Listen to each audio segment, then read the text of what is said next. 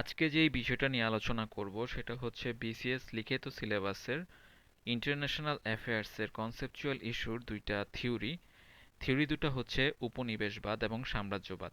এটা নিয়ে স্লাইটলি একটা কনফিউশন তৈরি হয়। আশা করছি এই ভিডিওটা দেখার পরে এই দুটো থিওরি নিয়ে আর কোনো কনফিউশন থাকবে না। উপনিবেশবাদ বা কলোনিয়ালিজম বলতে কি বোঝায়?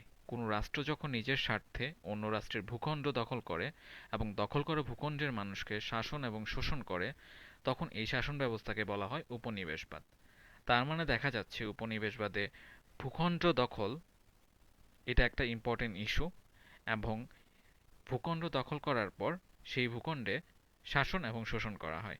এটার উদাহরণ হিসেবে বলা যেতে পারে ব্রিটিশদের দ্বারা উপমহাদেশ শাসন। এবার আমরা দেখব সাম্রাজ্যবাদ।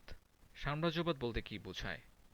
কোনো রাষ্ট্র যখন নিজের স্বার্থে অন্য রাষ্ট্রের ভূখণ্ড দখল না করেও পরোক্ষভাবে অন্য রাষ্ট্রকে অর্থনৈতিক, রাজনৈতিক ও সামাজিকভাবে নিয়ন্ত্রণ করে, তখন এই শাসন ব্যবস্থাকে বলা হয় সাম্রাজ্যবাদ।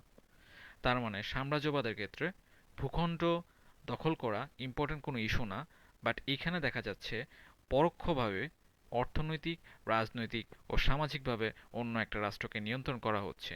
এটার উদাহরণ হিসেবে বলা যেতে পারে মার্কিন যুক্তরাষ্ট্র দ্বারা তৃতীয় বিশ্বের দেশসমূহের উপর যে আধিপত্য বিস্তার স্থাপন করা হয় সেটা হচ্ছে সাম্রাজ্যবাদ।